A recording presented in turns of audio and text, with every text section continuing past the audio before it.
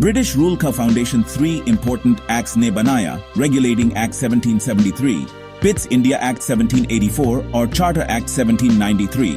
यह एक्ट सिर्फ कंपनी के लिए नहीं बल्कि पूरे भारत के लिए टर्निंग पॉइंट थी। रेगुलेटिंग एक्ट 1773 ब्रिटिश पार्लियामेंट के पहला कदम था ईस्ट इंडिया कंपनी को कंट्रोल करने का। वॉरेन हेस्टिंग्स बना पहला governor general of Bengal. Calcutta में सुप्रीम कोर्ट एस्टैब्लिश हुआ 1774 में। प्राइवेट ट्रेड और ब्राइब्स कंपनी ऑफिसर्स के लिए बैनड हो गई। मद्रास और बॉम्बे अब बंगाल के अंडर हो गए। 1784 के पिट्स इंडिया एक्ट ने कंपनी के रोल्स को 2 पार्ट्स में डिवाइड किया, board of control political affairs के लिए, court of directors business matters के लिए।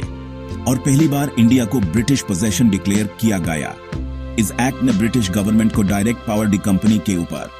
चार्टर एक्ट 1793 ने कंपनी को 20 साल के लिए और ट्रेड मोनोपोली दी।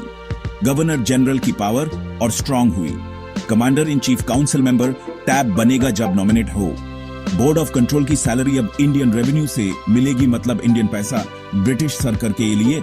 इन तीनों एक्ट्स ने कंपनी को एक बिजनेसमैन से रूलर बना दिया और ब्रिटिश गवर्नमेंट ने पहले इंटरफियर किया, फिर फुल कंट्रोल ले लिया।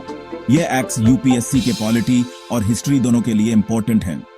अगर आपको यूपीएससी फैक्ट्स सिंपल वे में चाहिए तो लाइक, सब्सक्राइब और बेल आइकॉन दबाना ना भूलें।